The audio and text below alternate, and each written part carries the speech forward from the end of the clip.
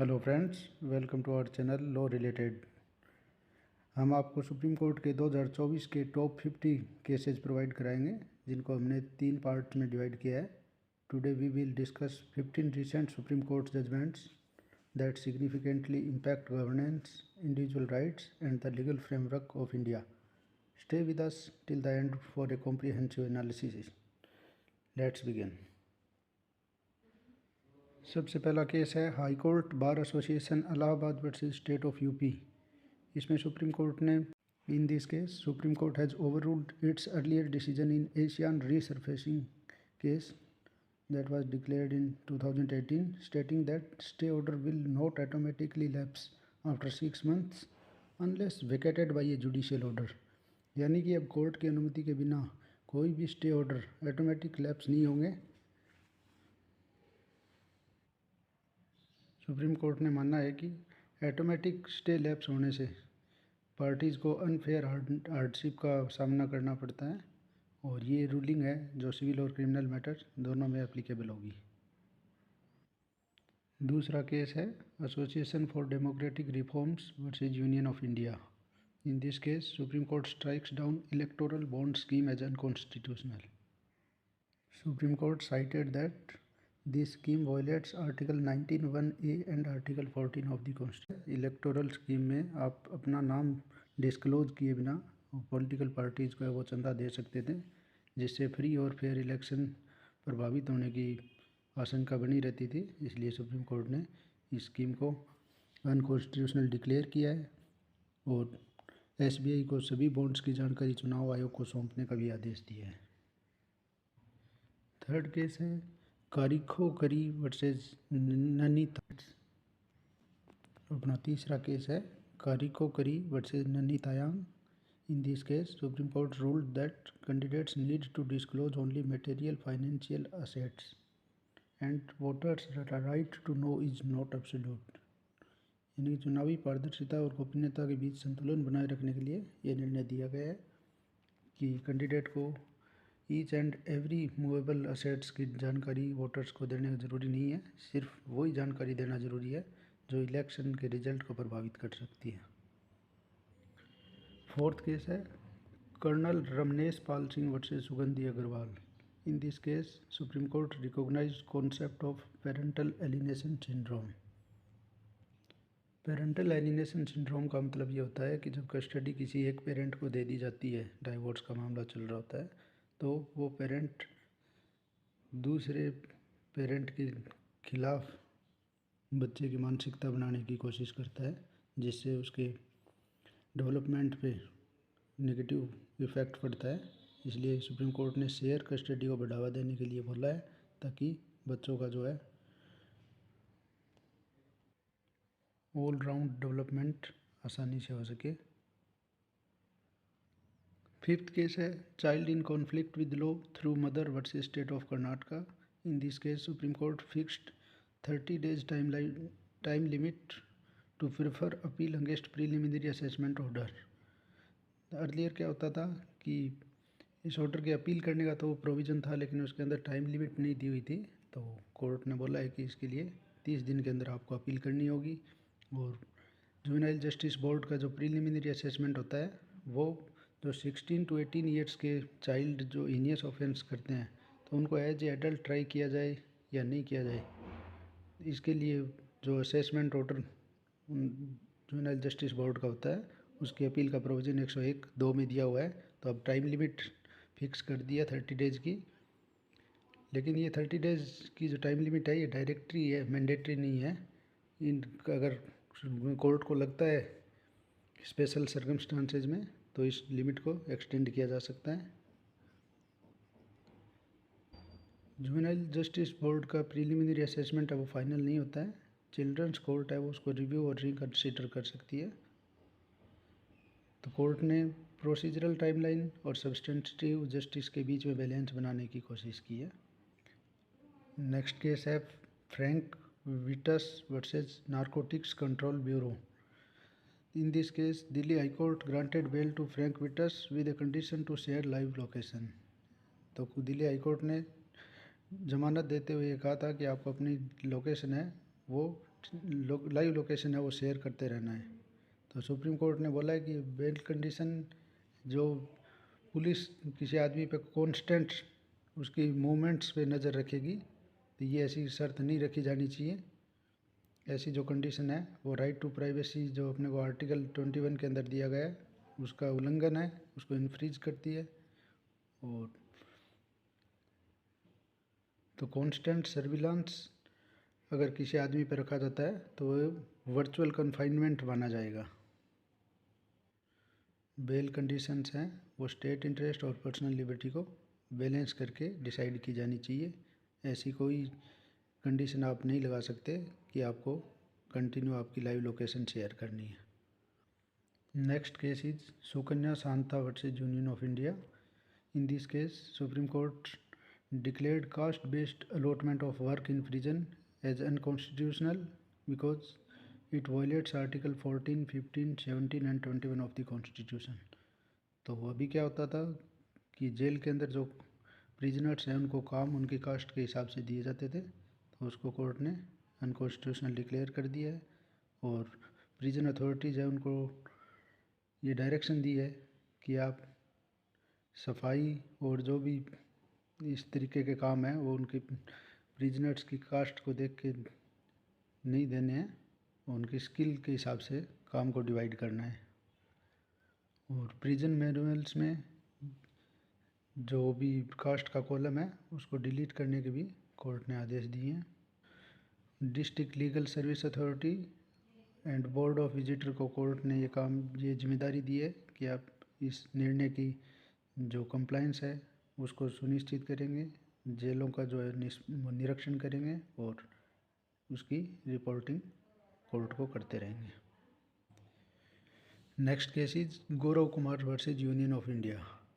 तो इस केस में सुप्रीम कोर्ट ने स्टेट बार काउंसिल्स को एनरोलमेंट फीस सिर्फ एडवोकेट एक्ट के हिसाब से चार्ज करने के लिए बोला है, क्योंकि अभी तक जैसा आप जानते हैं कि बार काउंसिल द्वारा जब बार काउंसिल में किसी नए एडवोकेट द्वारा रजिस्ट्रेशन किया जाता है तो काफ़ी हैवी फीस चार्ज की जाती थी, तो इसको कोर्ट ने अनकॉन्स्टिट्यूशनल माना है और आदेश दिया है कि एडवोकेट एक्ट 1961 का जो section 24 sub section 1 close F है उसके हिसाब से ही फीस चार्ज की जाए। तो एक्ट के हिसाब से जनरल कैटेगरी के कैंडिडेट से सिर्फ 600 रुपये और SC/ST कैंडिडेट्स हैं उनसे 100 रुपये और बार काउंसिल ऑफ इंडिया को जनरल कैंडिडेट्स और OBC कैंडिडेट द्वारा 150 रुपीज़ और 25 रुपीज़ SC/ST कैंडिडेट द्वारा दिए जाएंगे। इसके अलावा कोई तरीके की फ़ीस नए एडवोकेट्स के रजिस्ट्रेशन के रूप में नहीं ली जाएगी। तो अभी तक बार काउंसिल्स द्वारा library fees, welfare fund, administrative fees के रूप में जो भी हैवी फ़ीस चार्ज की जाती थी उसको सुप्रीम कोर्ट ने हटा लिया है, जो कि बहुत ही सराहनीय निर्णय है। अगला केस है Mohammad Abdul Samad versus state of Telangana.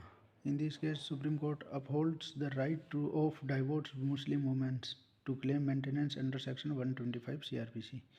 तो इस केस में मेन इश्यू क्या था, पिटिशनर ने तेलंगाना हाई कोर्ट के उस आदेश को चैलेंज किया था जिसमें उसको सेक्शन 125 CRPC के अंडर और मेंटेनेंस देने के जो ऑर्डर दिए गए थे उसको चैलेंज किया गया था। तो सुप्रीम कोर्ट ने बोला है कि 125 CRPC है वो सेक्युलर है, जेंडर न्यूट्रल है और वेलफेयर प्रोविज़न है, तो वो सभी डाइवोर्स वुमेन पे अप्लाई होता है और वो मुस्लिम वुमेन्स पे भी अप्लाई होता है। सुप्रीम कोर्ट ने माना है कि मुस्लिम वुमेन एक्ट 1986 है वो मुस्लिम वुमेन्स को सेक्शन 125 CRPC के अंडर मेंटेनेंस लेने से मना नहीं करता है, और ये जो दोनों रेमेडी दोनों एक्ट के अंदर दी गई है वो एक दूसरे के कॉम्प्लीमेंट्री हैं। Next case is bar of Indian lawyers through it's president Jasbir Singh Malik versus DK Gandhi PS national institute of communicable disease and another's. ये डिसीजन बहुत इंपॉर्टेंट है क्योंकि इसमें सुप्रीम कोर्ट ने माना है कि एडवोकेट्स है वो कंज्यूमर प्रोटेक्शन एक्ट के अंडर अपनी लीगल सर्विस की। Next case is bar of Indian lawyers through it's president Jasbir Singh Malik versus DK Gandhi PS National Institute of Communicable Disease and another. In this case, Supreme Court held that legal services provided by advocates are not covered under the Consumer Protection Act. यानी जो भी legal service वकील के द्वारा अपने clients को दी जाती है उसके लिए आप कंज्यूमर प्रोटेक्शन एक्ट के तहत कंज्यूमर कोर्ट में चैलेंज नहीं कर सकते हैं। इस केस में क्या हुआ था कि जो डीके गांधी है उन्होंने चेक बाउंस का केस था, उसमें वकील की जो लीगल सर्विस थी उनकी डेफिशिएंसी के लिए उन्होंने कंज्यूमर कोर्ट के अंडर चैलेंज किया था, जिसमें नेशनल कमीशन ने डीके गांधी के फेवर में डिसीजन दिया था, जिसके खिलाफ जसबीर सिंह मलिक जो प्रेसिडेंट है बार ऑफ इंडियन लॉयर्स के, उन्होंने सुप्रीम कोर्ट में अपील की। So the main question was whether legal services provided by advocates fall within the definition of service under the Consumer Protection Act. And Supreme Court held that advocate-client relationship is based on a contract of personal service, which is explicitly excluded from Consumer Protection Act. Therefore, legal services do not constitute service under the Act. ये बहुत landmark judgement है। तो आप advocate की deficiency के लिए उनको advocates act 1961 के अंडर जो रेमेडी दी गई है वहाँ चैलेंज कर सकते हो। आप कंज्यूमर कोर्ट में एडवोकेट की लीगल सर्विस में डेफिशिएंसी के लिए आप चैलेंज नहीं कर सकते हो। Next case is association for democratic reforms versus election commission of India. In this case was related to EVM VVPAT verification. तो एडीआर ने 100% वीवीपैट और ईवीएम को मैच करने के लिए अपील की थी, लेकिन सुप्रीम कोर्ट ने एडीआर की इस प्ली को है वो रिजेक्ट कर दिया है। अभी जो प्रोविज़न है उसके हिसाब से पर कॉन्स्टिट्यूएंसी 5 रैंडम मशीनों को सिलेक्ट किया जाता है और उनके वोट्स और वीवीपैट के जो वोट हैं उनको मैच किया जाता है। तो सुप्रीम कोर्ट ने माना है कि 100% मशीन ईवीएम और वीवीपैट को मैच करना प्रैक्टिकली पॉसिबल नहीं है और इससे रिजल्ट्स भी डिले होंगे और काफ़ी रिसोर्सेज वेस्ट होंगे।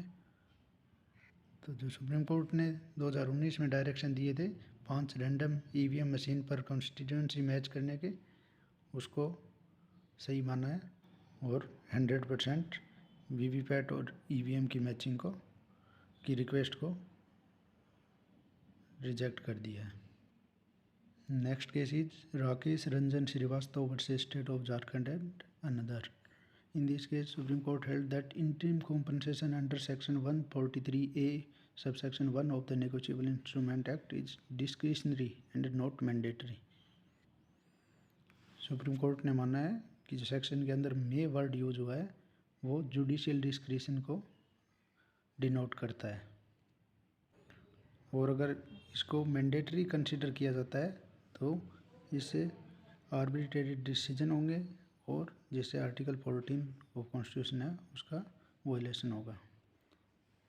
तो कोर्ट को डिस्क्रिशन एक्सरसाइज करते टाइम केस की जो फैक्ट्स हैं, सर्कमस्टेंसेज हैं और प्राइमा फेसाई मेरिट्स है हर केस की, उसको कंसीडर करना चाहिए, ना कि मैकेनिकल और ऑटोमेटिक ऑर्डर को। इसलिए इसको डिस्क्रिशनरी माना है, ना कि mandatory. Next case is state of Uttar Pradesh versus association of retired Supreme Court and High Court जजेज। In this case, Supreme Court issued some guidelines to High Courts regarding summoning of senior government officials in court proceedings. जैसा कि हम generally देखते हैं कि courts के द्वारा जो राज्य सरकार के उच्च अधिकारी होते हैं उनको बार बार समन किया जाता है, तो उनके रिगार्डिंग गाइडलाइंस दी गई है कि किन केसेज में उनको बुलाना चाहिए। तो सुप्रीम कोर्ट ने हाई कोर्ट्स और सबऑर्डिनेट्स को बोला है कि जो सीनियर ऑफिशियल्स हैं उनको अननेसेसरली नहीं बुलाना चाहिए। जब उनकी प्रेजेंस है वो बहुत इसेंशियल है केस को डिसाइड करने के लिए, सिर्फ उन्हीं केस में सीनियर गवर्नमेंट ऑफिशियल्स को कोर्ट में समन किया जाना चाहिए। जनरली हाई गवर्नमेंट ऑफिशियल्स को बुलाने से एडमिनिस्ट्रेटिव फंक्शनिंग है वो प्रभावित होती है और जिससे जुडिशरी और एग्जीक्यूटिव की म्यूचुअल रिस्पेक्ट है वो भी प्रभावित होती है। तो सिर्फ उन्हीं केसेज में हाई ऑफिशियल्स को बुलाना चाहिए जिनमें उनकी प्रेजेंस बहुत कंपलसरी हो। नेक्स्ट केस इज समा Sharma versus Kishan Kumar. In this case Supreme Court held that caste or religion of parties should not be mentioned in any court filings। यानी जो कोर्ट में कोई भी पिटिशन या केस लगाया जाता है उसके अंदर जो पार्टी की कास्ट और रिलीजन मेंशन की जाती है वो उसको कोर्ट ने आगे से हटाने के लिए आदेश दिए हैं। तो सुप्रीम कोर्ट ने बोला है कि जब तक कास्ट और रिलीजन केस के अंदर डायरेक्टली रेलिवेंट नहीं हो तो उसको मेंशन नहीं किया जाए। कास्ट और रिलीजन से जो पक्षपात है और प्रीजुडिस की संभावना रहती है और जुडिशरी की इम्पार्शियलिटी इफेक्ट होने की संभावना रहती है, इसलिए कोर्ट ने इसको हटाने के आदेश दिए। सुप्रीम कोर्ट ने बोला है कि कोर्ट्स को केस की लीगल मेरिट्स पे ध्यान देने की ज़रूरत है, ना कि उनकी सोशल आइडेंटिटीज की। Next case is Sita Soren versus union of India. In this case, Supreme Court held that bribery by a legislator is not protected by legislative privileges।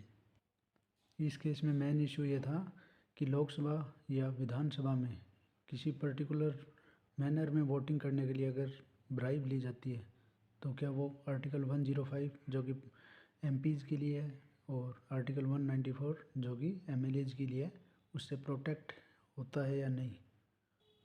तो सुप्रीम कोर्ट ने हेल्ड किया है कि अगर किसी भी लेजिस्लेटर द्वारा ब्राइब ली जाती है कोई वोट देने के लिए या स्पीच देने के लिए हाउस में तो वो लेजिस्लेटिव प्रिविलेज से प्रोटेक्ट नहीं है।